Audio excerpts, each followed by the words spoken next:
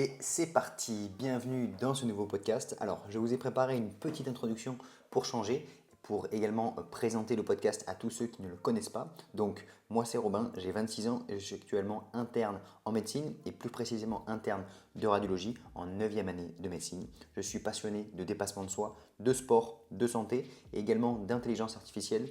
Au cours de mes études, et notamment durant les concours de première et de 6e année, j'ai découvert que pour réussir, il fallait constamment devenir une meilleure version de soi-même et apprendre de nouvelles compétences. Cette prise de conscience m'a poussé à transposer ces apprentissages dans d'autres projets, notamment dans la création de cette chaîne YouTube, dans la création de mon entreprise d'intelligence artificielle, dans mes études et dans l'apprentissage de la radiologie.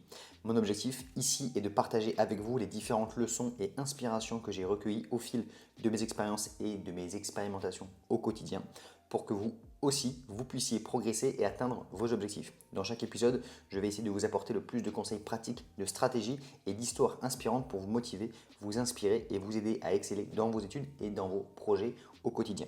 Donc installez-vous confortablement, ensemble nous allons découvrir comment se scaler soi-même.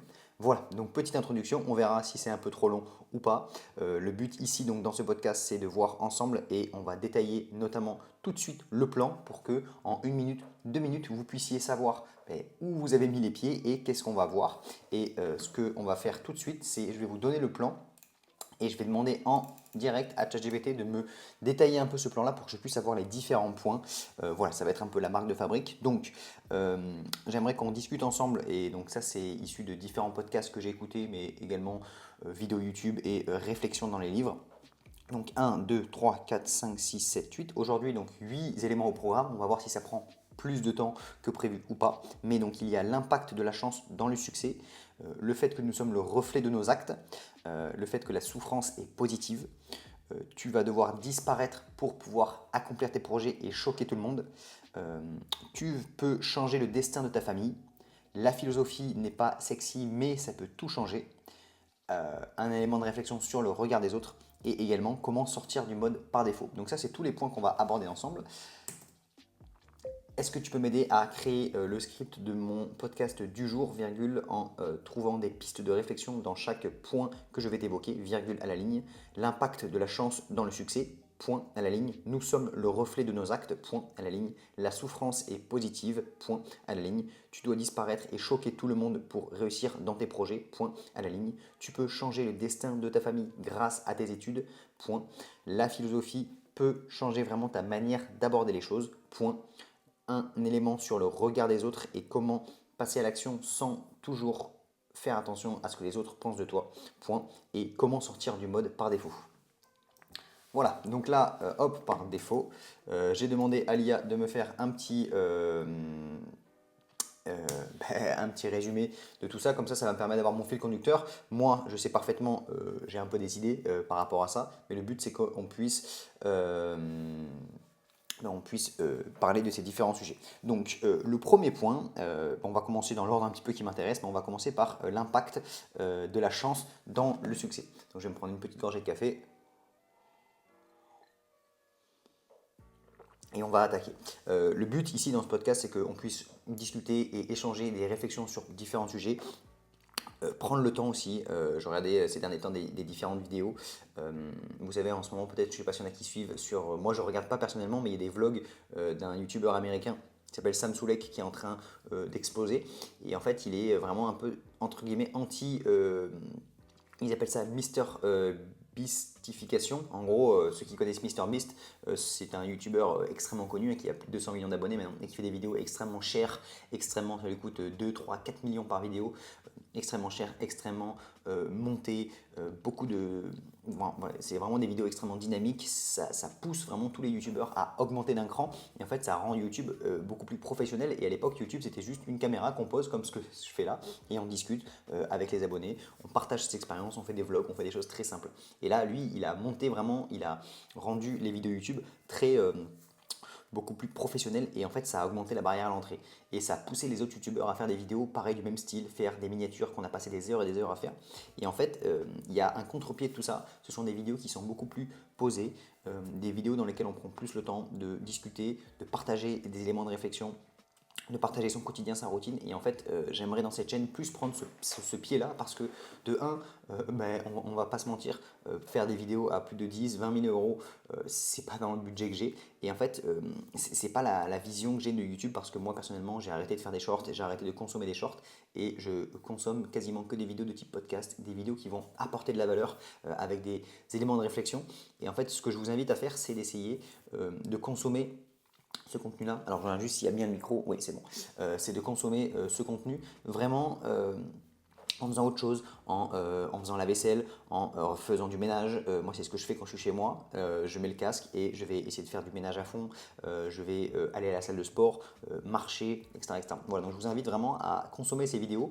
Je sais que moi personnellement j'ai YouTube Premium et du coup je peux verrouiller le téléphone et aller faire autre chose, mais vous pouvez très bien, si vous êtes chez vous, vous pouvez très bien mettre sur l'ordinateur et mettre le casque, vous pouvez très bien mettre peu importe. Et en plus, moi, j'ai décidé sur cette chaîne de ne pas activer tout ce qui est pub. Donc, vous pouvez avoir toute la vidéo sans publicité. Et pour moi, c'était important ça, parce que on en rediscutera un peu plus tard, mais le but de la chaîne, c'est pas de faire le plus d'argent possible, c'est de partager et d'inspirer le plus de monde. Parce que je me suis rendu compte que voilà, c'était une métrique très importante et j'étais tombé sur une vidéo il n'y a pas très longtemps d'un un youtubeur français qui est plus dans le domaine business et qui, avec ses business sur YouTube, il a fait plusieurs millions d'euros. Et il expliquait que, en fait, quand on commence à avoir plein de biens matériels, quand on commence à se payer plein de choses et qu'on pourrait ne plus travailler de sa journée, en fait, on retourne un peu aux essentiels et le fait d'inspirer les gens, de faire des actions qui ont du sens et qui comptent pour nous, c'est hyper important. Et donc voilà, c'est pour ça que moi, je me suis dit, en fait, voilà, moi en tant que médecin, en tant qu'interne, je gagne bien ma vie, j'ai envie de monter aussi mon projet d'intelligence artificielle, je vais gagner de l'argent avec ça, j'en gagne déjà. Et en fait, j'ai pas besoin de gagner 200, 300 euros de plus par mois grâce à YouTube. Et donc, je préfère faire des vidéos qui sont non monétisées, où il n'y a pas dessus de publicité pour que les gens puissent l'utiliser comme un YouTube Premium, juste en mettant le téléphone dans la poche, juste en pouvant faire ça. Voilà, donc ça c'est vraiment mon but, et c'est de créer des vidéos où il y a le plus de qualité et le plus de réflexion possible. Et c'est pour ça que actuellement, je suis en train d'essayer de lire des livres de philosophie. Alors, c'est pas de la philosophie non plus, mais d'avoir une part un peu plus de réflexion par rapport à mon quotidien et de vous partager ça de manière la plus honnête et la plus transparente possible. Et je pense que moi, ces derniers temps, c'est les contenus que moi je consomme et je trouve que c'est beaucoup plus intéressant en fait que des simples astuces de productivité. J'en ai fait beaucoup sur ma chaîne YouTube et en fait, c'est la vérité, c'est comme ça, c'est souvent un peu la même chose et c'est bien d'en parler et j'ai fait le tour et je pourrais refaire des vidéos un peu plus à jour pour ceux qui demandent, mais en fait à partir du moment où on a compris que le tronc commun pour apprendre c'est toujours un peu la même chose, revoir ses cours régulièrement, bien mettre l'accent sur la compréhension, quand on travaille, on est vraiment focus pendant 1 heure, 2 heures en faisant du pomodoro, on est vraiment très focus sur son cours, on n'a pas de distraction, on a un casque anti-bruit, des boules caisses et que on s'entraîne à appliquer les connaissances avec ce qui va tomber le jour de l'examen, le jour du concours et qu'on fait ça pendant 5, 6, 7, 8, 9, 10 heures par jour et pendant une année, en fait, on est au-delà de 90% des gens et on réussit. C'est mathématique, c'est comme ça. Ça va permettre de faire un point de transition sur le fait qu'il y a aussi une partie de chance, mais dans tous les cas, voilà, moi je trouve que les conseils vraiment pratiques de productivité pour les étudiants, c'est bien, mais ça se limite un petit peu et après il y a toute la part de réflexion, la part de philosophie pour trouver en fait des pistes pour s'améliorer soi-même. Et quand on arrive à être plus en accord avec soi-même, qu'on qu'on est vraiment aligné avec ses ambitions profondes, qu'on a appris à moins se laisser dispersé par les réseaux sociaux, par la dopamine, par tout ça. Voilà, c'est vraiment une part de prise de recul et ce ne sont pas juste des astuces pratiques et je trouve que ça permet d'aller beaucoup plus loin et en fait, voilà, si la philosophie, si tous ces éléments-là sont extrêmement développés, notamment chez des personnes à l'époque, c'était beaucoup les Grecs et les Romains qui étaient des empereurs, des gens qui avaient tout et en fait, ils ont compris que la philosophie, le fait d'élever sa pensée, c'était une forme un peu absolue de richesse, la richesse de l'esprit. Voilà. Donc c'est ce que j'essaie de faire en ce moment. Et si je peux vous partager ça sur cette chaîne, et pareil, dans la vidéo d'avant, je parlais un petit peu aussi de changer sa vision sur la santé, sur l'approche de son corps. Je trouve que c'est hyper intéressant. Et pour moi, ce sont vraiment des sujets qui ont du sens. Et en fait, peu importe, même si demain il y a 10 vues sur la vidéo ou 1 million, le but, c'est juste de partager les choses qui, pour moi, ont du sens. De mettre des publicités, ça ne m'intéresse pas. Voilà. Donc, en gros, c'est un petit peu l'esprit de la chaîne. Si c'est quelque chose qui vous intéresse, si vous avez envie de le partager avec des amis qui sont dans ce même état d'esprit, ben, avec grand plaisir. Voilà. Mais en tout cas, le but, c'est que si je peux essayer de moi-même m'élever et d'élever aussi les autres dans ces réflexions, c'est le plus important. Donc, on va commencer par le premier point qui est l'impact de la chance dans le succès. Donc, je vais me prendre une petite gorgée de café. Voilà, donc en gros, il y avait un podcast assez récemment avec un youtubeur américain assez connu qui s'appelle Tai Lopez, et il parlait que pour lui, la chance était dans 60% du succès. C'est-à-dire que dans le succès, si on décortique, sur 100%, il y a 30% d'action de nous-mêmes, 60% de chance et 10% de réseautage, etc., etc. Donc ça, alors, souvent c'est difficile à quantifier. Lui il va dire 60%, pourquoi c'est pas 70, pourquoi c'est pas 40. Bon, ce qu'il faut comprendre, moi mon avis personnel dessus, c'est que effectivement il ne faut pas négliger le fait qu'il y a une part significative de chance dans le succès. Que ce soit dans le business, il va y avoir une part de chance d'être au bon endroit au bon moment. Moi, ce que je pense, c'est qu'effectivement, la chance, c'est surtout un rendez-vous. C'est-à-dire qu'on ne peut pas, si on ne bosse pas, il y a très peu de chances qu'on réussisse parce qu'en fait, il faut être préparé et être là au bon endroit au bon moment. Mais parfois, on va travailler à fond toute notre vie, entre guillemets, ou pendant des années, et on va pas avoir ce rendez-vous, ce déclic, cette opportunité en plus qui va faire que ça va passer à un autre niveau. Voilà. Par exemple, effectivement, je sais pas, Thibaut InShape à l'époque, il a fait des vidéos, c'était le bon endroit, le bon moment. Il y avait, YouTube était en train de se développer, il a fait les vidéos qu'il fallait et ça a explosé. Peut-être que si il était aujourd'hui, maintenant en train de faire les mêmes vidéos, il n'aurait pas réussi autant qu'à l'époque. Donc il a été au bon rendez-vous. Mais ça n'enlève pas le fait qu'il a énormément travaillé. Et il y a d'autres personnes où c'est comme ça. Squeezie, il a rencontré Cyprien, ça lui a fait exploser, etc., etc. Donc il y a eu tous ces événements. Donc dans le succès de chacun, il y a toujours des événements qui vont venir catalyser en fait la réussite. Et ça ne veut pas dire que sans cette chance-là, il n'y a pas de réussite, mais elle ne serait peut-être pas aussi significative que ce qu'on pense. Donc ça, c'est le premier élément. Et en fait, j'aimerais transposer cette réflexion dans les études de médecine, parce que ça peut parler à certains. Moi, je me suis rendu compte que, notamment, quand on était en études de médecine, et pour les concours, parce qu'en études de médecine, s'il y a des étudiants en médecine, ils le savent, ceux qui ne sont pas étudiants en médecine, juste pour faire un petit rappel, que ce soit en première ou en sixième année, c'est quasiment il y a la cloche qui sonne. C'est quasiment 100% des QCM. C'est-à-dire que vous allez réviser vos cours et ensuite ça va être une question et après 5 propositions. Il va falloir cocher là où les propositions sont justes. Et en fait, ça, le fait de répondre sous forme de QCM, c'est un style de raisonnement qui est particulier. Et moi, je vais le dire honnêtement, et je n'ai pas, pour moi, ça n'enlève pas le succès que j'ai eu, mais je sais que personnellement, je suis assez doué naturellement à répondre au QCM. C'est-à-dire que à travail égal, à nombre d'heures de révision égal, avec quelqu'un qui a du mal à comprendre le système de QCM et quelqu'un qui serait peut-être plus à l'aise à faire du par cœur ou bien faire des dissertations ou bien faire, je sais pas, une application pratique, eh ben, je suis plus à l'aise voilà, entre guillemets, que la moyenne. Et donc, j'ai naturellement de la chance d'être doué dans ce domaine-là. Et donc, effectivement, entre le fait que j'ai maximisé les 30% quand j'étais en sixième année, c'est-à-dire travailler comme un malade pendant 10 heures par jour avec la bonne méthode de travail, plus la chance génétique d'être plus doué dans ce domaine-là, eh ben, ça fait que je peux avoir des résultats qui sont exceptionnels en termes de classement. Voilà, j'ai exceptionnel, oui, dans le top 300, c'est quand même des très bons résultats sur le top 10 000 de l'internat. Hop. Et voilà, mais peut-être que certains n'ont pas cette chance génétique, peut-être que certains aimeraient réussir en médecine, mais ils sont moins doués en QCM, et peut-être que, voilà, moi j'avais aussi la chance que mes parents m'avaient pris un appartement près de la fac. Là actuellement, j'ai fait un coaching avant-hier avec un étudiant qui me disait, bah ouais, je suis à 1 heure de la fac, donc tous les matins, je dois prendre les transports en commun, je dois attendre le bus, après j'arrive, et j'arrive à la BU, alors que je suis levé depuis 7 heures, j'arrive à la BU à 9h30. Je te dis effectivement, soit tu as la possibilité de prendre un appartement et d'être proche de la fac, soit si tu veux vraiment être dans le top 500, ça va être très compliqué. Parce qu'effectivement, il me dit oui, dans les transports en commun, je fais des QCM, je fais des choses comme ça. Mais ce qui est important, c'est le temps de travail qui est vraiment efficace.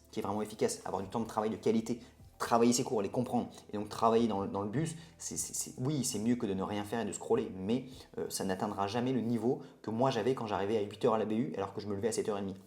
Donc en fait voilà, ce qu'il faut comprendre c'est que la chance, ça peut, elle s'exprime sous vraiment différentes manières. Et c'est pas juste la chance d'être là et de se dire, par exemple, je sais pas, vous avez envie de préparer les concours de médecine et 1 minute avant de rentrer dans le concours, vous avez, je sais pas, vous tombez sur une feuille de brouillon où il y a écrit toutes les réponses. C'est pas ça de la chance. Ça c'est c'est même pas ça. Donc la chance, c'est vraiment toutes les caractéristiques génétiques qu'on a, le fait d'être doué ou pas dans certains domaines, il- le fait d'avoir le bon environnement, le fait d'avoir la bonne famille, le fait d'avoir le bon apprentissage, etc., etc. Donc il y a tout ça qui rentre en jeu et c'est important. Pareil, le fait de... imaginons, moi j'avais des potes qui étaient en sixième année et qui étaient tous dans la même écurie. Et en fait, bah voilà, ils avaient un groupe de potes, de 4-5 potes. Évidemment, ils savaient très bien que l'entourage, c'était important pour réussir. Ils étaient tous motivés, ils s'étaient motivés entre eux. Mais euh, voilà, peut-être que s'ils ne s'étaient pas rencontrés, peut-être que s'ils n'étaient pas devenus amis, ça fait partie de l'aléa. Et ben, ce groupe de 5 potes qui étaient hyper motivés, ils se sont tirés vers le haut et ils ont eu des très bons résultats. Mais ça, c'est pareil, c'est des choses qu'on ne peut pas maîtriser. Et si ça se trouve, vous êtes dans une faculté, je ne sais pas où, à Dijon, ouais, vous êtes à Dijon. Et en fait, il y a, moi, l'étudiant que j'avais en coaching, il me disait, je suis dans une ville où la seule écurie, donc l'écurie ou la boîte à colle ou bien les classes préparatoires sont, ça s'appelle le centre Laennec, donc c'est quelque chose de, c'est pas religieux, mais comment dire, c'est en gros, c'est un peu particulier. Dedans, il y a un père et en fait, si vous n'êtes pas rentré en première année ou en deuxième, troisième année, en gros, vous n'avez pas fait des conférences chez eux, ou bien vous êtes rentré en première année, vous ne pouvez pas rentrer dans ces prépas. Et donc en fait, si vous arrivez en quatrième année, bah, vous ne pouvez pas rentrer. Et imaginons toute la fac, vous êtes arrivé en première année, vous n'avez pas pris, vous avez réussi médecine, après en deuxième, troisième année, vous avez fait votre vie, vous n'étiez pas dans les concours, enfin dans cette écurie-là, et vous arrivez en quatrième année, vous ne pouvez pas y aller, et que du coup, il n'y a aucune autre écurie, et que après vous êtes à la BU, vous êtes tout seul, vous rencontrez personne parce que bah, voilà, vous rencontrez pas grand monde, bah, il y a aussi ce facteur qui fait que vous êtes tout seul, vous êtes dans votre truc et vous êtes moins poussé. Et alors que si ça se trouve, un jour, vous allez être à la BU et je sais pas, vous allez tomber sur quelqu'un le midi ou bien à la BU, vous allez demander une information et vous allez vous prendre d'amitié avec cette personne-là. Cette personne-là est extrêmement motivée et ça va vous tirer vers le haut et vous allez ensemble commencer à vraiment avoir un cercle vertueux. Donc voilà, ça et ça c'est pareil, c'est pas quelque chose qu'on maîtrise, c'est pas quelque chose qu'on contrôle, on ne sait pas. Ça fait partie de la chance en fait. Et voilà, et ça peut être pareil dans les relations amoureuses, le fait de tomber sur quelqu'un qui nous correspond vraiment, de tomber sur quelqu'un qui est exactement, avec qui ça fit extrêmement bien, ben, en fait on ne peut pas maîtriser. Oui, effectivement, si on prend le temps de se scaler soi-même, enfin d'être une meilleure personne, d'être bien dans sa peau, et également de faire plusieurs rencontres pour maximiser ses chances d'être avec une bonne personne, oui, on augmente ses chances de réussir, mais il y a aussi ce facteur chance qu'on ne peut pas maîtriser et qui fait qu'on va tomber ou pas sur une personne qui nous correspond. Voilà, donc ce que je voulais dire, c'est que le rôle, notre rôle à nous, il est extrêmement important. Il ne faut surtout pas négliger ça parce que sinon, on va attendre juste de jouer au loto et de gagner. Donc c'est pas ça qu'il faut faire. C'est pas la réflexion que j'ai aujourd'hui. Mais effectivement, il faut donner le maximum pour maximiser ces 30, 40, 50%. Ça dépend combien on pense qu'il y a de part entre la chance et le travail personnel, mais il y a aussi une part de chance et en fait ça permet de mieux, comment dire, donc imaginons vous avez vraiment tout donné au concours de médecine, vous avez travaillé comme un fou, vous avez travaillé 10 heures par jour pendant un an, vous avez vraiment fait ce qu'il fallait, la bonne méthode, etc., etc. Et vous finissez 2 millième. 2 millième, c'est un très bon classement, c'est pas un classement, ça reste un très bon classement. Mais effectivement, quand vous voulez devenir chirurgien plastique, si vous voulez devenir radiologue, si vous voulez devenir cardiologue, dermato, ophtalmo, dans certaines villes, Paris, Marseille, Lyon, Bordeaux, ça va pas suffire, ça va pas suffire. Et vous pourriez vous dire, ah ouais, mais voilà, j'ai pas le niveau de ces gens, etc., etc.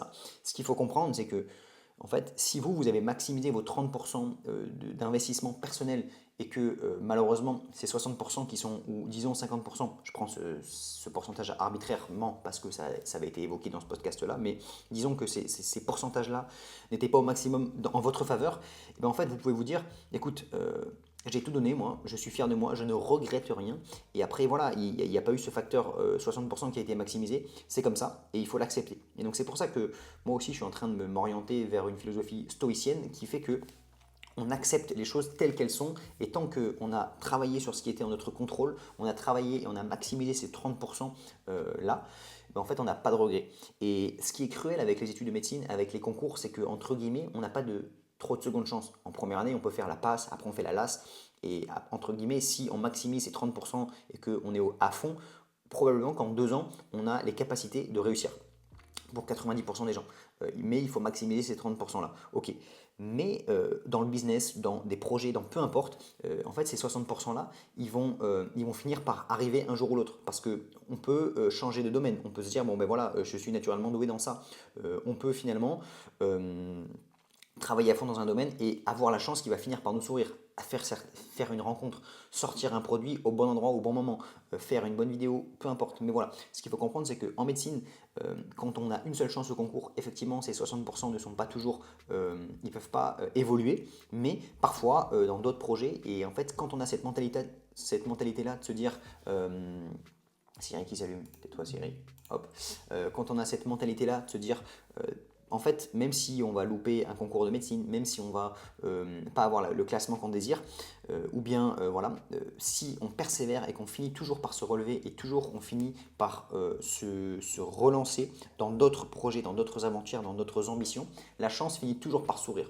C'est quand même très rare quelqu'un qui n'a jamais de chance pendant toute sa vie. Et donc il faut toujours essayer de garder ce côté, se dire je maximise ces 30% d'investissement, ces 30-40% d'investissement, et les 60% autres, soit je me mets dans les conditions pour qu'ils soient en ma faveur, donc c'est ce qu'on appelle les unfair advantage. Unfair advantage, ça veut dire quoi? Ça veut dire les domaines dans lesquels on a plus d'avantages que les autres, que ce soit parce qu'on est plus doué au piano, parce qu'on est plus doué en business, parce qu'on est plus doué dans ce domaine-là, de un, et de deux, parce que l'opportunité, la chance, le rendez-vous finit par se présenter. La personne, vous rencontrez la personne qui va faire la différence, et voilà. Et dans l'histoire, quand on regarde des autobiographies, des biographies de personnes, il y a toujours des moments qui sont charnières, des moments qui vont faire la différence, et ça peut être une rencontre, ça peut être, voilà, et c'est comme ça. Et donc il faut en être conscient aussi et ne pas être trop naïf. Et ça permet en fait, je trouve, d'avoir un regard beaucoup plus apaisé par rapport à ce qui se passe sur nous. Et voilà, et en fait, je pense que cette philosophie-là, mêlée avec la philosophie stoïcienne, nous permet d'être beaucoup plus détendu et se dire, voilà, je maximise les choses sur lesquelles je suis, et la chance finit toujours par tourner. Et des fois beaucoup plus rapidement que ce qu'on pense. Parfois on est au fond du trou, parfois on a des événements, des mauvais événements qui se répètent et qui s'enchaînent. Et la chance finit par tourner. Et voilà. Et donc en fait, si on croit à la chance, on croit aussi à la malchance. Et malheureusement, des fois, c'est comme ça, il y a de la malchance, mais c'est comme quand on va jouer au casino, c'est comme quand on va jouer aux cartes. Des fois, il y a des mauvaises cartes qui sortent, et après, il y a la loi des séries, et les bons éléments, la chance se retourne, et ça revient en notre faveur. Mais par contre, si au moment où la chance revient en notre faveur, on n'a pas maximisé ces 30, ces 40% d'investissement personnel, on ne sera pas capable de saisir cette opportunité. Donc c'est pour ça que c'est important de toujours voir le bon côté, toujours essayer d'aller de l'avant et d'aller saisir la chance, le rendez-vous qui sera là à nous attendre. Voilà, donc je me suis un petit peu éternisé parce que je trouvais ça intéressant, mais donc c'était le premier élément sur l'impact de la chance dans le succès. Ensuite, deuxième élément, et en fait je pensais à ça hier, donc c'est nous sommes le reflet de nos actes. En fait, hier, je suis allé faire quelques petites courses pour le goûter à 16h. Je suis allé m'acheter des skyrs, un petit peu de. C'était pas des biscottes, on appelle ça, c'est les Crisp Rolls, c'est des trucs un peu au blé complet. Et en fait, si vous prenez blé complet, vous avez 10 grammes ou 12 grammes de prot ou 100 grammes. Il y a beaucoup de fibres, pas beaucoup de glucides de rapide. Donc, je trouve que c'est un bon goûter. Donc, je me suis fait des myrtilles, des skyrs et ça. Bref, donc je suis allé faire mes courses. Et là, je vois un mec. Alors, le but, c'est pas de juger ici. Le but, c'est juste d'avoir des pistes de réflexion. Et voilà. Et donc, je vais au magasin, je fais mes petites courses. C'était le magasin local du quartier. Et là, je vois un mec d'une trentaine d'années, à peu près 30-35 ans, vraiment. Et il avait déjà le bide énorme, un très gros bide. Donc, vous voyez que quand il y a le t-shirt qui est un peu en croc-top en presse parce que tellement il est soulevé par le ventre, le gros bide, bon, il marchait, hein, il n'était pas, mais il était clairement obèse. Le mec était obèse, il marchait, il était comme ça. Et qu'est-ce que je vois qu'il a à la main? Il avait un tube de rosé, des sauces ketchup, mayo, machin. Donc, il allait se faire un barbecue. Et en fait, quand je l'ai vu arriver à la caisse avec ça, je me suis dit, mais en fait, c'est normal. Évidemment, les actes qu'on va avoir au quotidien, c'est le reflet de nous-mêmes. Et c'est-à-dire qu'une personne qui passe sa journée à lire, une personne qui fait du sport régulièrement, une personne qui va au magasin, le but c'est pas de dire que moi je suis mieux que lui ou pas, c'est juste de dire que malheureusement, dans la réalité des choses, ben voilà, moi j'avais pris du skyr, des biscottes, des fruits. Bah, je suis plus svelte. Probablement que dans la vie, alors c'est pas toujours vrai, hein, ça se trouve il avait un super boulot et qu'il avait des projets, il était extrêmement épanoui, mais probablement qu'au fond de lui, bah, s'il fait ça c'est pour combler un manque, même pour ses enfants, s'il a des enfants, est-ce que c'est vraiment une source d'inspiration de voir son père gros, de voir Probablement qu'à 50 ans, il aura des problèmes de santé, qu'il va faire un infarctus du myocarde, qu'il va devoir être stenté, qu'il va peut-être faire un AVC à 60 ans, qu'il aura une cirrhose. Voilà. Donc tout ça, en fait, malheureusement, et c'est pareil, en fait, quand vous allez le samedi soir, que vous allez au magasin, vous allez vous acheter, je sais pas quoi, juste pour faire un repas le samedi soir tranquillement et passer une soirée tranquille, détendue, et après aller lire et vous coucher tôt pour retravailler le dimanche. Moi, quand j'étais en 6 année, voilà, même le samedi, je travaillais jusqu'à 22 h, je me couchais à 23 h et le dimanche matin, j'étais prêt à travailler. Et si vous allez au magasin, que vous allez vous acheter, je sais pas, juste 2-3 bricoles pour manger et qu'après vous allez être prêt à travailler et que vous voyez quelqu'un qui va s'acheter 3 bouteilles de vodka pour aller faire la fête avec ses amis, et ben, c'est ça, c'est que nous sommes le reflet de nous-mêmes. Toutes nos décisions sont alignées avec, en fait, il y a cette notion de responsabilité personnelle, c'est ce que je disais dans le podcast précédent, c'est-à-dire que quelqu'un qui ne fait pas attention à sa santé, eh ben, ça va se refléter, en fait, il n'y a pas de miracle, et la vie peut être parfois assez simple quand on prend les bonnes décisions, mais quand on prend les mauvaises décisions, elle est beaucoup plus difficile, et voilà, et en fait, on ne peut pas s'étonner. Moi, je le vois même, des fois, je vois des familles qui sont là, ils vont au magasin, ils ont le caddie, et dedans, il n'y a que des bonbons, il n'y a que des produits transformés. Et oui, la mère, elle est obèse, les gamins, ils ont 6 ans, ils sont déjà obèses. Et en fait, c'est normal, en fait. Nos choix quotidiens façonnent notre futur, et on ne peut pas espérer avoir des résultats qui sont différents. On ne peut pas espérer, on ne peut pas attendre le miracle, ça ne marche pas comme ça. Et voilà, et donc je trouvais que c'était assez intéressant, et surtout en fait, les petites actions répétées au quotidien vont avoir des impacts significatifs. Et je vais vous illustrer ça, je crois que j'en ai déjà parlé, c'est l'histoire de 3 frères.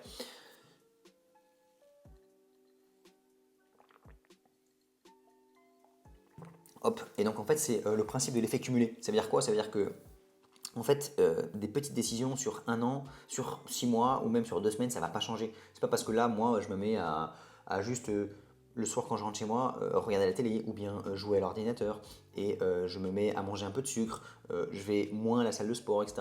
Sur 2 semaines, mon physique il n'aura pas changé, j'aurai pas moins de résultats, je ne serai pas moins bon à l'hôpital. Mais sur un an, 2 ans, 3 ans, 4 ans, qu'est-ce qui se passe? J'aurai pris du poids, je serais en moins bonne santé, j'aurais lâché mes projets, j'aurais arrêté ces vidéos, etc., etc. Et en fait, donc voilà, l'histoire qui est assez connue, c'est l'histoire de 3 frères.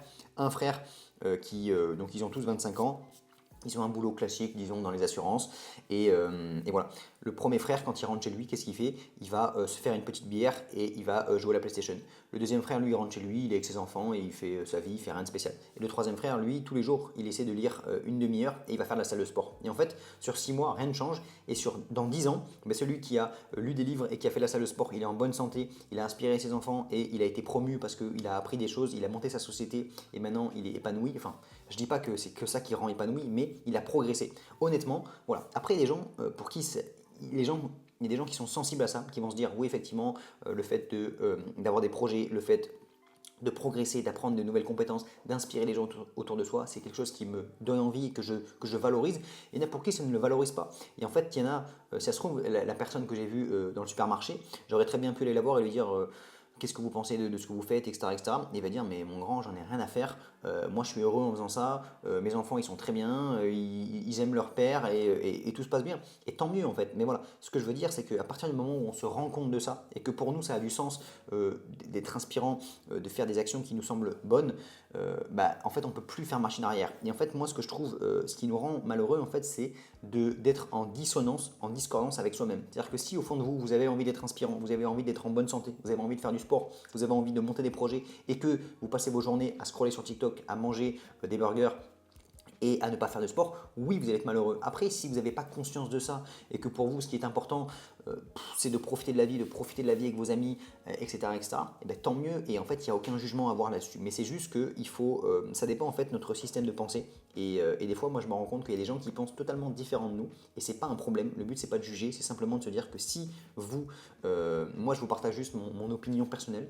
Et si pour vous, ça, c'est important d'être dans cette philosophie-là, dans cette mentalité-là, de scaling, d'inspiration et de fierté de soi-même, il faut y aller parce que sinon, vous allez être malheureux et on va être là en mode bon ouais ça va pas quoi. Voilà, donc c'est important de faire ça et je me suis rendu compte que en fait oui nous sommes exactement le reflet de nos actes et si tous les jours j'essaie de faire des scripts de vidéos YouTube, j'essaie de réviser mes cours pour être un meilleur radiologue, que je fais attention à ma santé, que je fais du sport, que je vais marcher, que je suis en nature, etc., je vais me sentir beaucoup mieux et en fait évidemment je serai une bonne version de moi-même plutôt que si je rentre tous les soirs, que je joue à la PlayStation, que je mange, voilà, je commande et voilà. Donc voilà, ça c'est important à prendre en compte et il ne faut pas attendre de miracle si on n'a pas des habitudes qui sont en accord avec nous-mêmes. Voilà. Donc, conclusion de ce point-là, prendre ses responsabilités personnelles et comprendre que les habitudes et les routines, les petites actions répétées vont avoir un impact significatif sur le long terme. Voilà. Troisième point que je trouve très intéressant, et ça c'est vraiment essentiel, c'est le concept de souffrance. La souffrance est positive. Pourquoi je vous dis ça? En ce moment, je suis en train de lire un livre que je trouve assez intéressant, qui est, ça s'appelle La vallée du silicium de Alain Damasio. En gros, c'est un auteur de science-fiction, un petit peu philosophe sur les bords, qui dit que effectivement, la société moderne, je me fais un petit café. La société moderne, on a essayé d'être dans le plus de confort possible, dans le moins d'efforts. Quand vous êtes sur votre canapé, donc avec un canapé bien moelleux, que vous êtes en train de scroller sur TikTok et que vous avez des notifications et vous êtes là avec de la dopamine à fond, on est en train de faire zéro effort. Moi, je suis le premier, je suis là, je dis Siri, éteins le bureau et il va s'éteindre. Dis Siri, allume le mode studio. Ça va s'allumer. Désolé, certains accessoires ne répondent pas. Oui, d'accord. Et donc en fait là, je suis en train de faire le moindre d'effort, le moins d'effort possible. Je dois rentrer chez moi, je commande un Uber. Je veux commander, faire à manger, je commande. Donc on est en train de s'entourer d'un ce qu'on appelle, lui il appelle ça un techno-cocon. C'est vraiment un cocon, donc un cocon très douillet grâce à la technologie, grâce à notre téléphone. Et donc on n'est jamais dans la souffrance. C'est-à-dire que dès qu'on a un moment un peu d'ennui, on va prendre le téléphone pour avoir le plus de dopamine possible. Dès qu'on doit faire, moi je suis pareil, je fais le ménage, j'ai un robot qui passe l'aspirateur. Donc on est tout le temps dans la recherche d'éviter la souffrance. On ne veut pas souffrir. Et en fait, ça, je pense que malheureusement, c'est quelque chose de négatif. Parce que la souffrance, elle est nécessaire à notre progression, elle est nécessaire à notre fierté personnelle. Parce que je le vois, dès que je fais des actes qui me font souffrir sur le court terme, alors je ne parle pas souffrir en mode d'aller, je sais pas, de me faire mal ou quoi. Mais en fait, la souffrance, quand elle est dans un but qui a du sens, vraiment, ça, c'est toujours bénéfique. Et être entouré uniquement de confort et de l'absence de souffrance, je pense que c'est contraire à l'espèce humaine. Pourquoi? Parce que là, actuellement, quand je vais faire du sport, sur le moment, j'apprécie faire du sport, j'apprécie faire ma muscu, mais c'est vrai que des fois, oui, en fait, au bout de 20 minutes de séance, on a envie d'arrêter, on a envie de rentrer chez soi, se poser, et je serais peut-être mieux, je serais peut-être plus confortable dans un jacuzzi. Voilà, chez mes parents, il y a un jacuzzi, je vais me mettre dans le jacuzzi, je suis beaucoup mieux que d'être dehors en train de faire des tractions, des dips, etc., etc. Mais notre corps a besoin, c'est un corps un petit peu, et ça c'est Nassim Taleb qui parle de ça, le concept d'antifragilité. Le concept d'antifragilité c'est quoi? C'est-à-dire que vous prenez un vase, si vous allez le faire tomber par terre, il va se casser, il est fragile. Okay. Ensuite, si vous prenez une barre de fer, vous la faites tomber par terre, elle est solide, du coup elle ne va pas se casser. Le concept d'antifragilité c'est quoi? C'est que si vous avez... C'est comme l'hydre dans la mythologie, c'est-à-dire que si vous allez lui couper une tête, il y en a deux qui vont ressortir. Donc en fait, plus on va exercer de pression, plus on va exercer de contraintes et exercer de souffrance sur un être qui est nous-mêmes, l'espèce humaine, plus on va se renforcer. Et en fait, moins on est confronté à des épreuves, moins on est confronté à des souffrances, moins plus on va s'endormir et se ramollir en fait. Et donc c'est ça qu'il faut comprendre, c'est qu'il faut vraiment changer sa perception des choses par rapport à la souffrance, par rapport aux épreuves.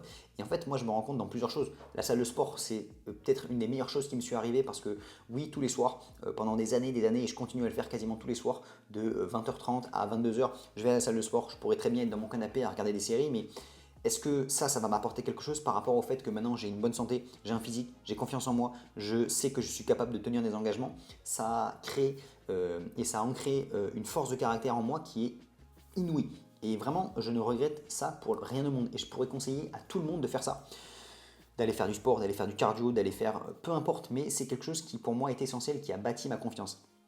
Et c'est en partie grâce à ça aussi que j'ai réussi médecine, c'est parce que je sais que j'étais capable d'aller, de tenir un engagement et de voir des actions sur le court terme qui n'ont pas de résultats, mais sur un an qui ont des résultats qui sont significatifs. Donc pour moi, la souffrance, elle a un impact qui est positif et avec ce concept d'antifragilité. Et en fait, si on prend ça en considération et qu'on arrive à voir les épreuves qu'on a face à nous comme des éléments qui vont nous permettre de grandir, de progresser, on change totalement sa vision des choses. Pourquoi je prends des douches froides tous les matins? Parce que maintenant c'est beaucoup plus simple, parce que c'est pas parce que j'ai souffert pendant 10 secondes ou une minute que ça va me me détruire. Au contraire, ça va me rendre plus puissant, ça va me montrer que je suis capable de faire des actions difficiles tous les jours. Pourquoi je vais à la salle de sport? Pour me montrer que je suis capable de faire des choses dures.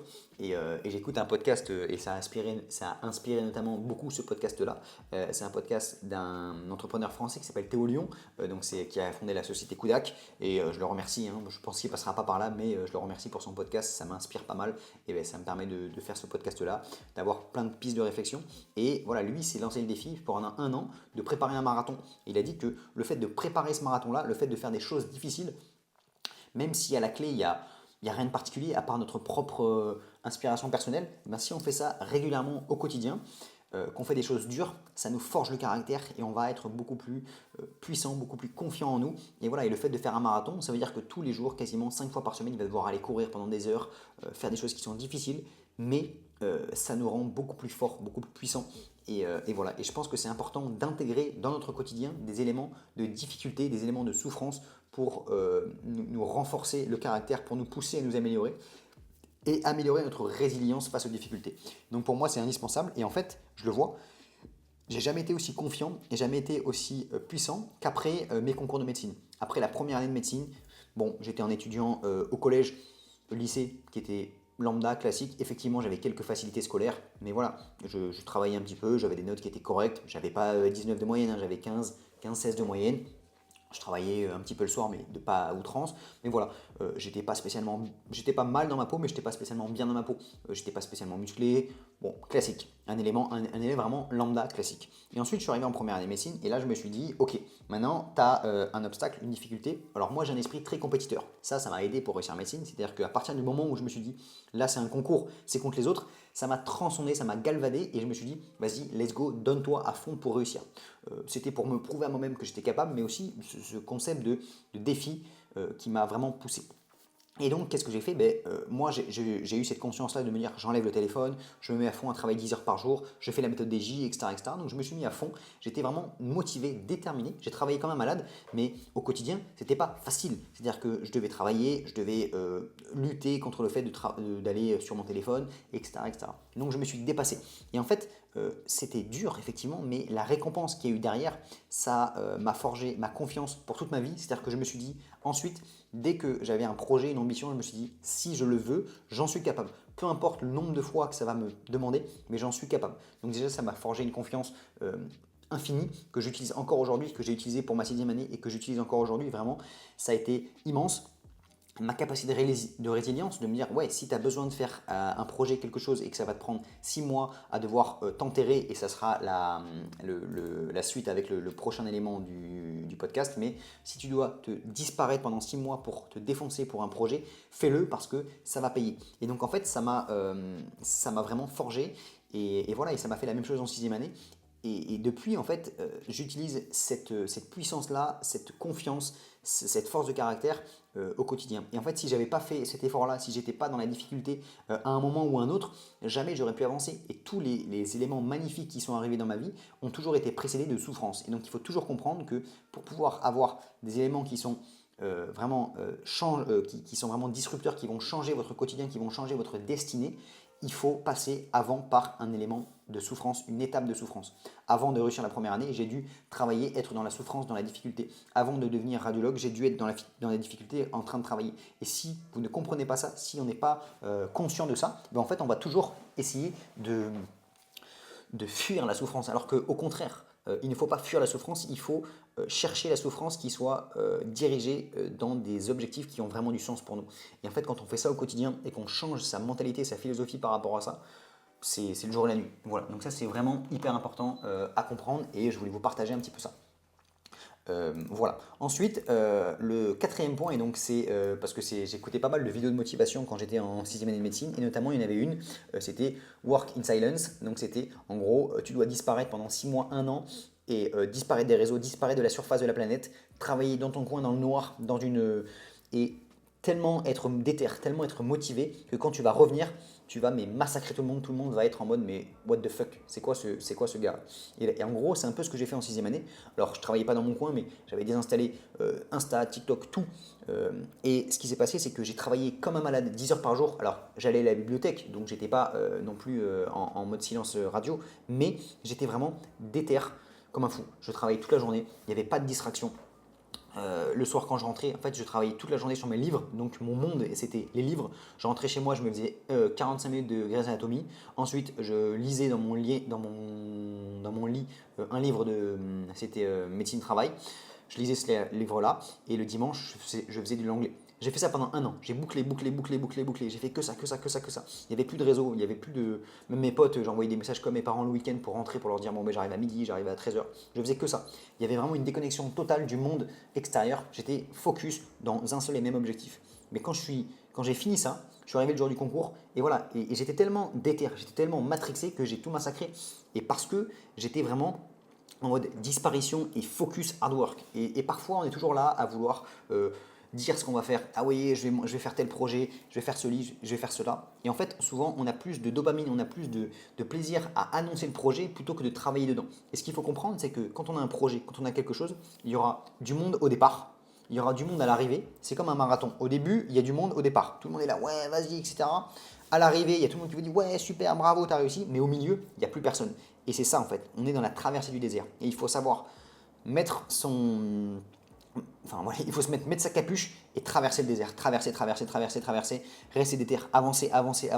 Et quand vous êtes dans cette mentalité-là, qu'on est vraiment en mode déterminé, je massacre tout. Voilà, moi j'ai eu un étudiant là en coaching qui était en fin de 4e année, il avait envie d'avoir des très bons résultats. Je lui ai dit maintenant, jusqu'à la fin de 5e année, jusqu'à octobre du concours, passe en mode guerrier, il faut que tu sois en mode, je switch, je suis en mode déter, je massacre tout. Et voilà, il n'y a plus de distraction, il n'y a plus de téléphone, il n'y a plus de Insta, TikTok, YouTube, je sais pas quoi. Alors YouTube, vous pouvez regarder un peu les podcasts si ça peut vous inspirer au moins le dimanche. Mais voilà, vous êtes en mode machine de combat. Et en fait, quand on fait ça, on a l'impression de se déconnecter du monde réel, mais ça nous permet de prendre un vol, mais direct. Et voilà, et moi ça m'a permis, et ça me permettra d'enchaîner sur le 5e point qui sera tu peux changer le destin de ta famille grâce à tes études. Vraiment, je me suis rendu compte que grâce à ça, on peut vraiment changer notre destinée. Et là, je le vois actuellement. Alors, je dis pas que, voilà, mais moi, je suis issu d'une famille classique, disons, lambda, il n'y avait pas de problème d'argent, on n'a pas été spécialement riche, mais le fait de devenir médecin, de un, tu vas pouvoir rencontrer quelqu'un dans ce domaine-là. Donc, quand tu as 2 médecins dans la famille, bon, bah, effectivement, tu vas quand même avoir plus de richesse. Et en fait, ça m'a permis de passer à un autre niveau. C'est-à-dire que, voilà, maintenant, je vais être radiologue, je sais que je vais très bien gagner ma vie, et je vais pouvoir avoir comment dire, je sais que ça a changé le destin de ma famille. Je sais que ça a changé le destin. Voilà. Après, on verra ce que mes enfants feront plus tard. Mais en tout cas, je sais que j'ai pu changer la trajectoire grâce à ma force de volonté et le fait de ça. Donc, les études, c'est quand même un vrai levier. C'est un vrai levier. Et moi, je le vois pareil là en médecine, en radiologie. J'ai un pote, bah oui, ses parents, sa femme et sa mère est femme de ménage. Son père, il fait pas grand-chose. Et en fait, lui, il est devenu radiologue et donc il a changé le destin de sa famille. Parce que si demain il rencontre, mais même s'il ne rencontre pas spécialement une radiologue ou peu importe, mais dans tous les cas, lui, il va pousser sa famille et il va l'élever, entre guillemets, à un niveau de classe sociale qui est bien supérieur. Et donc en fait, si on arrive à vraiment faire cet effort-là, et moi ce que je me suis rendu compte, c'est que ça peut basculer sur très peu de temps. C'est-à-dire qu'à partir du moment où j'avais réussi ma première année de médecine, et réussir sa première année de médecine, je vais vous dire quelque chose, moi ça a été de septembre à décembre. C'est-à-dire que c'était 3 mois. Pendant 3 mois, je me suis tellement massacré pour réussir cette première année, parce qu'il y a les résultats en fin de premier quad, et après il y a le deuxième quad. Mais vu que c'est la moyenne des deux, imaginons nous c'était sur 300, enfin il y avait 3000 personnes et il fallait dans les 300 premiers. Au premier quad, j'ai fini 60e. C'est-à-dire que j'ai fait de septembre à décembre, je me suis massacré pendant 3 mois et après j'ai fait 60e. Sauf que quand au premier quad vous êtes 60, vous êtes quasiment sûr de réussir. Vous savez de 1 que vous pouvez et de 2 vous êtes dans très très bien parti. Et donc en fait, en 3 mois, j'avais déjà changé le destin, mon destin. Et en 3 mois. Donc, et c'est ça qu'il faut comprendre, c'est qu'on peut disparaître, choquer tout le monde et changer le destin de sa famille et de soi-même pour jamais en quelques mois. Et voilà, et donc réussir en médecine, c'est accessible. Il faut juste partir en mode déter, partir en mode je disparais de la surface de la planète et je massacre tout. Et en fait, moi, c'est la mentalité qui m'a permis de me mettre dans des conditions extrêmes de réussite. Et voilà, et en fait, oui, il y a ces côtés un petit peu chance, 60% qu'on disait que bah, j'étais un peu doué en QCM, mes parents m'avaient pris un appartement près de la fac, il y avait plein d'éléments qui ont fait que j'étais bien et que j'avais ce qu'il fallait pour réussir. Mais les 30, les 40% de contrôle personnel, j'étais mais au taquet. J'étais même pas à 40, j'étais à 45 parce que j'étais au maximum. Et pour ça, il faut comprendre qu'on peut changer le destin de notre famille. On peut tout changer si on se donne les moyens. Et donc tout ça c'est un peu lié, c'est-à-dire qu'on doit disparaître pour choquer tout le monde et réussir dans ses projets, mais nous sommes les reflets de nos actes. Donc si vous avez tous vos potes qui sont en médecine qui travaillent comme des fous, mais vous le soir vous allez vous faire des bières parce que il faut un petit peu décompresser la journée, ça ne marchera pas. Voilà, donc vraiment, il faut prendre responsabilité de ça, comprendre les enjeux qu'il y a et ça peut changer vraiment rapidement. Et ça, quand vous avez conscience de l'impact que vous avez, et c'est ça aussi la philosophie stoïcienne, c'est le fait de comprendre que il faut agir sur ce qu'on contrôle, mais ce qu'on contrôle, on peut vraiment le changer de manière significative. Et voilà, si aujourd'hui vous êtes là, vous sortez régulièrement, vous n'êtes pas fier de vous, vous fumez de la beuh, etc. Mais si vous vous dites, j'ai le contrôle sur ça, je peux changer, je sais que je suis le maître de moi-même, on peut très bien décider du jour au lendemain de changer. Et moi, je connais des gens qui ont changé du jour au lendemain, ça existe, c'est possible, mais il faut être responsable de soi-même, il faut s'élever. Et c'est ça que j'ai envie de partager ici, c'est le fait de s'élever spirituellement, d'avoir des projets, des ambitions qui nous inspirent. Et voilà, et en fait, moi, c'est toujours à travers les projets, à travers des éléments qui m'ont permis de me développer et d'avoir cette mentalité-là. Mais pour avoir cette mentalité, il faut passer par des périodes d'apprentissage, il faut lire des livres, il faut développer sa réflexion, avoir des choses qui ont du sens pour nous. Parce que si vous êtes tout le temps là, chez vous, avoir aucun projet, aucun sens, bah oui, effectivement, ça sert à rien d'aller se développer parce que ça sert à quoi? Je préfère être chez moi et jouer, fumer et boire. Voilà. Donc, et c'est pour ça que ça enchaîne sur le 6e point la philosophie te permet vraiment de changer la manière dont tu abordes les choses. Et en fait, je vous dis, en ce moment, je suis en train de lire de plus en plus de livres sur ce sujet-là parce que ça permet d'avoir vraiment des guides, des pistes de réflexion qui sont hyper intéressantes. Et je vous invite à trouver des concepts philosophiques qui sont intéressants pour vous. C'est ce que j'avais fait la dernière fois. J'avais dit, donne-moi plusieurs courants philosophiques qui pourraient me permettre de développer mes pensées, notamment, voilà. Hop, donc ça je demande à l'IA, avec les différents ouvrages principaux dans ces domaines-là pour que je puisse explorer et me faire mon propre avis. Point. Principaux, donc notamment, hop, les principales œuvres dans ces domaines que je puisse explorer. Hop, me faire mon propre avis. Voilà. Donc là, voilà, oui, je demande en direct à l'IA, je lui demande un petit peu de me donner les différents courants philosophiques. Le but, en fait, c'est de découvrir, de s'initier. Ça n'a pas besoin d'en lire 3 heures par jour, mais juste d'avoir un petit peu ces pistes de réflexion-là. Et je trouve que c'est un peu comme ça qu'on arrive à trouver des choses qui ont du sens pour nous. Il y a des éléments qui vont résonner ou pas avec nous, mais en faisant ça, je trouve que finalement, il y a beaucoup de grandes personnes qui ont essayé de développer leur pensée et je trouve que c'est hyper intéressant. Voilà, donc numéro 1, stoïcisme, enseigne la maîtrise de soi, résilience et rationalité. Il encourage à se concentrer sur ce qu'on peut contrôler et à accepter ce que l'on ne peut pas changer, c'est important. Sénèque, Lettre à Lucius, Épictète, Manuel et Marc Aurèle, Pensée pour moi-même, donc ça c'est très connu. Existentialisme, des fois j'ai du mal un peu à lire, existentialisme, et se concentre sur l'individu, la liberté, la responsabilité et le sens de la vie. Il explore les concepts de l'angoisse, de l'absurde et de la liberté de choix. Jean-Paul Sartre, Albert Camus, Simone de Beauvoir. Donc c'est hyper intéressant, la philosophie de l'absurde explore l'idée que la vie n'a de sens qu'intrinsèque. Bon, peu importe. Voilà, il y a des éléments qui vont résonner ou pas avec nous, mais trouvez les éléments qui vous plaisent. Et voilà. Et notamment, moi, donc j'étais en train d'explorer le stoïcisme. Donc il y avait notamment Sénèque, les Lettres à Lucius. Et ce qui est cool, je vous donne un petit tip, vous allez sur Google. Donc là, moi, je marque Sénèque, les Lettres à Lucius. Donc au début, vous allez trouver sur Amazon, trouver pour acheter. Et en fait, disons lien numéro 5 ou 6, vous avez, ça s'appelle Wikisource. Wikisource, donc a priori je pense que c'est peut-être issu de Wikipédia. Et en fait ce sont des œuvres qui sont disponibles gratuitement. Et donc là, vous voyez, j'ai toutes les lettres à Lucius qui sont face à moi et je peux les lire. Donc disons que là, je l'avais déjà commencé et je vous ferai des petits retours dans d'autres podcasts sur si ça vous intéresse sur les lettres à Lucius par exemple. Non, lettres à Sénèque de Lucius, pardon. C'est lettres de Sénèque à Lucius. Donc c'est bien ça. Et donc par exemple, on va dire de la véritable amitié, voilà, lettre numéro 6, voilà. Et ce que j'ai fait, et je vous montrerai. Là, je suis dessus, je copie-colle le truc, donc je vais le lire bien sûr pour que je commence à faire mon avis, mais c'est ce que j'avais fait sur ChatGPT, je l'avais dit. Donc voici ce que je lui ai mis. Je lui ai mis quoi? Je lui ai mis, hop, hop, hop. Voici le prompt. Donc le prompt, voilà. Donc je vais marquer. Je pense que je vais commencer par le stoïcisme et l'existentialisme de Marc Aurèle et Albert Camus. Tac, tac, tac. Et je lui avais dit, aide-moi à faire une interprétation de la première lettre de Sénèque et de trouver des pistes de réflexion. Et je lui avais copié-collé la lettre. Tac. Et donc là, je vais lui dire maintenant.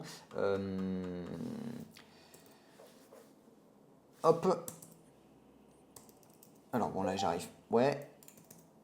Aide-moi à lire et à comprendre et à interpréter cette lettre pour que je puisse trouver des pistes de réflexion.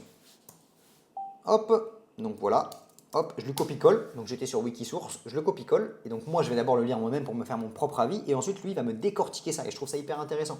La lettre, elle est compliquée parce que c'est quand même écrit à l'ancienne. C'est du texte quand même assez élaboré et difficile. Enfin voilà, c'est pas abordé, on peut pas le lire comme ça en 2 secondes.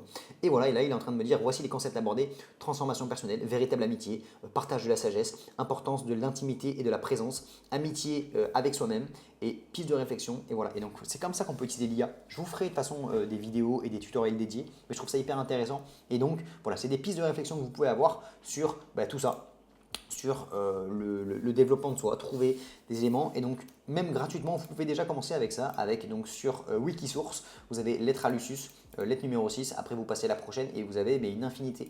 Voilà, donc ça je peux trouver ça assez intéressant. Voilà, donc là je suis avec GPT-4o qui est en train de me faire un bon pavé sur les différentes lettres et franchement c'est cool.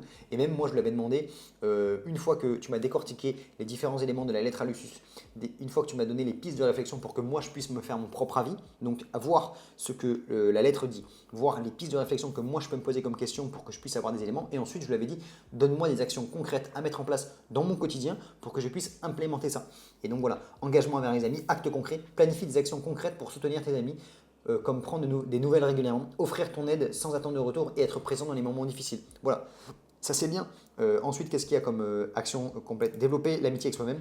Autocompassion, pratique l'autocompassion en te parlant gentiment et en prenant soin de toi-même comme tu le ferais pour un ami proche. Apprentissage par l'exemple, choisis un modèle de vie et observe attentivement ses comportements. Essaie d'incorporer certaines de ses habitudes positives sur ta propre vie.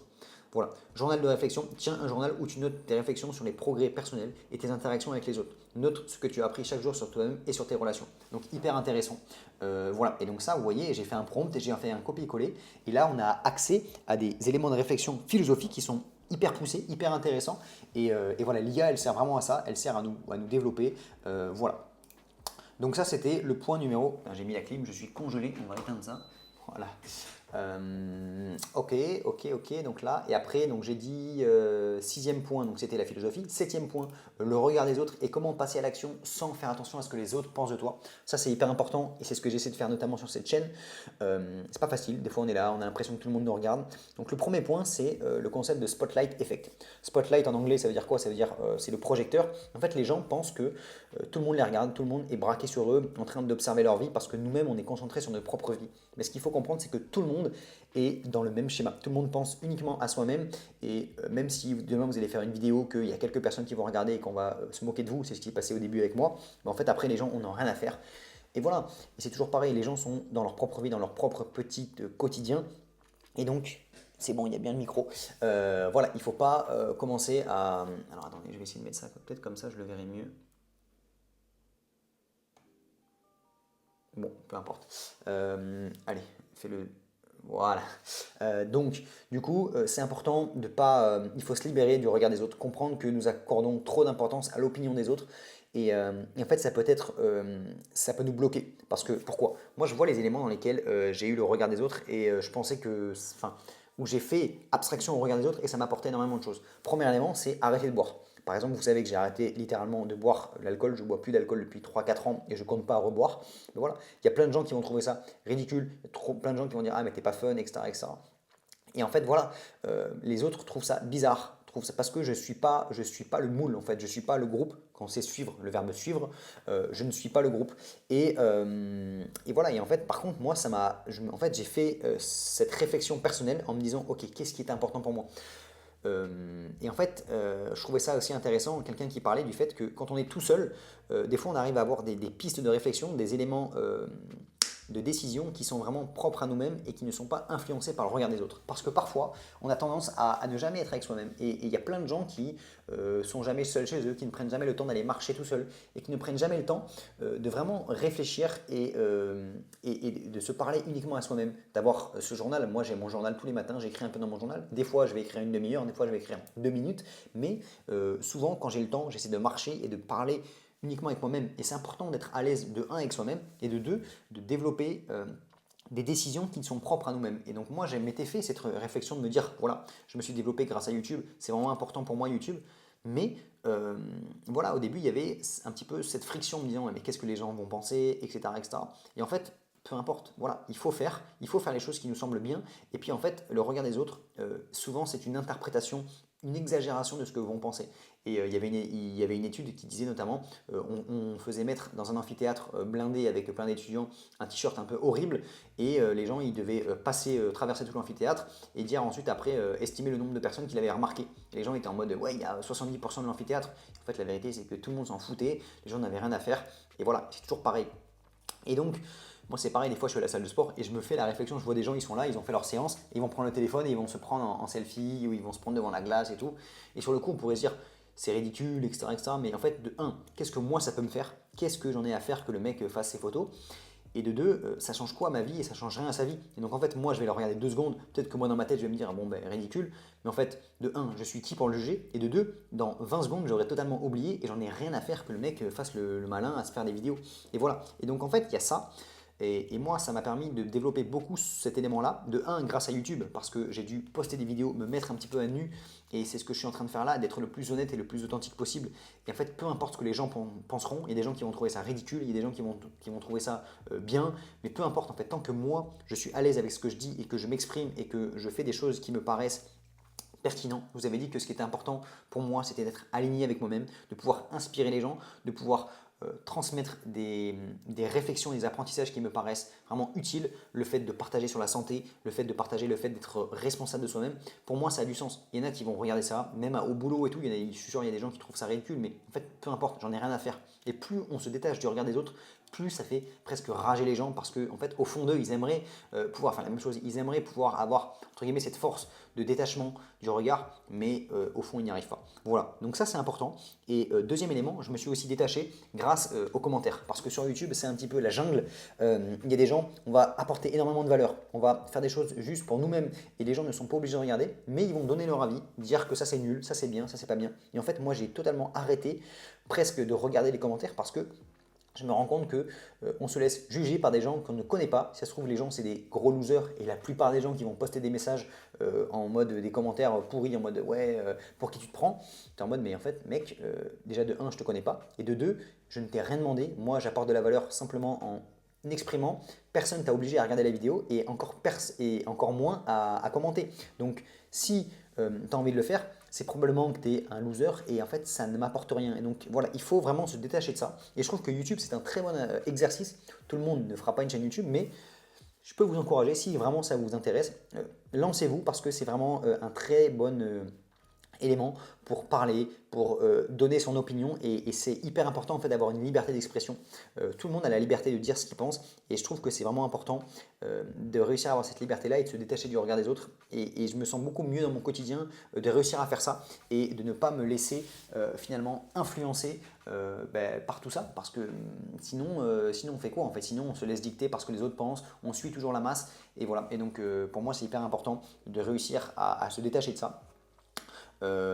Voilà, développer l'autoconfiance en soi et surtout c'est ça, c'est l'autoconfiance de savoir développer son propre raisonnement et savoir ce qui est bon ou pas pour soi. Après c'est bien d'écouter les autres et moi je suis le premier à écouter beaucoup de podcasts, écouter beaucoup de gens qui vont dire des choses, mais il y a toujours un moment où il va falloir se reconcentrer sur se faire sa propre réflexion parce que si on est tout le temps en train de se laisser influencer par les autres, et c'est bien d'écouter des gens, mais il faut parfois voilà, se dire ok, je laisse un petit peu décanter ça et je me fais ma propre réflexion, mon propre prisme. Voilà. Et aussi, dernier point, je trouve que c'est important d'avoir plusieurs points de vue parce que si on a toujours le même point de vue et qu'on regarde, je dis n'importe quoi, pour un petit peu imaginer, mais on a toujours soit un point de vue de droite ou de gauche, ben, on va avoir notre esprit qui va être trop influencé par un seul et même point de vision. Et c'est pour ça souvent dans des pays qui sont, comment on appelle ça, pas justement à l'inverse de la démocratie, des pays qui sont, où il y a un dictateur, où il y a de la propagande, ben les gens vont être influencés dans un seul et même point de vue. Donc c'est important de changer de point de vue.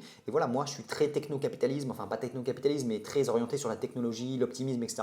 Et c'est pour ça que j'essaie de regarder, de lire des ouvrages comme celui de Alain Damasio sur le fait qu'effectivement, de prendre le contre-pied de tout ça. Et en fait, ma réflexion va se nourrir des deux. Parce qu'effectivement, si je lis que du Damasio, au bout de un an, je vais être en mode, bon ben voilà, c'est nul, etc. Il faut que j'arrête de prendre le téléphone et je vais me mettre dans la jungle. Mais si je suis complètement matrixé par Apple, le capitalisme, et du coup, je vais être complètement bouffé. Donc il faut vraiment avoir cette dualité et se faire sa propre réflexion. Mais pour ça, il faut écouter les deux points de vue et ensuite laisser décanter et ne pas être en permanence sollicité. Par les deux, avoir des moments seuls avec soi-même où on peut réfléchir à ça. Et je trouve que c'est important d'avoir ça et vous pouvez utiliser des blocs-notes pour vous marquer les idées, utiliser l'IA également pour vous demander de développer des arguments pour l'un et l'autre vision des choses et voilà, donc ça c'est cool et je pense que c'est important d'avoir des moments dans sa journée, des moments où on note les différents points de vue et on essaie de développer les deux. Voilà, donc j'espère que ce podcast vous aura plu, on arrive à la fin, je voulais vous parler un petit peu du dernier point qui était sortir du mode par défaut, mais je pense que ça fera l'objet d'un prochain podcast parce que j'avais une belle anecdote à vous parler, j'ai discuté hier avec 1 heure avec un ami sur ça et je trouve ça hyper intéressant, il y a plein d'éléments, donc je trouve ça dommage de le mettre en fin de podcast. Voilà, donc j'espère que ça vous aura plu, n'hésitez pas à vous abonner, à partager, à liker le contenu, mettre un petit commentaire. Je les lirai s'ils sont positifs. Voilà, mettre 5 étoiles sur les plateformes de podcast. Et puis voilà, j'espère vous apporter le plus de valeur possible. On se retrouve bientôt dans un nouvel épisode. Je continue les vidéos, voilà, des vidéos simples, des vidéos où je vous apporte de la valeur. Je vous ferai des tutos sur l'ordinateur, des choses les plus pures possibles pour apporter le plus de valeur et être aligné avec moi-même, ce qui a du sens pour moi. Et voilà, c'était Robin, je vous souhaite plein de bonnes choses. À la prochaine. Ciao!